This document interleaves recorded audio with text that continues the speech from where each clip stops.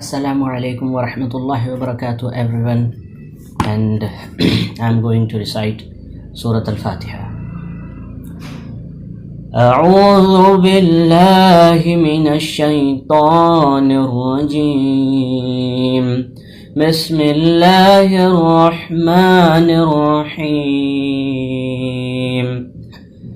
الحمد لله رب العالمين الرحمن الرحيم مالك يوم الدين إياك نعبد وإياك نستعين اهدنا الصراط المستقيم صراط الذين أنعمت عليهم غير المغضوب عليهم ولا الضالين.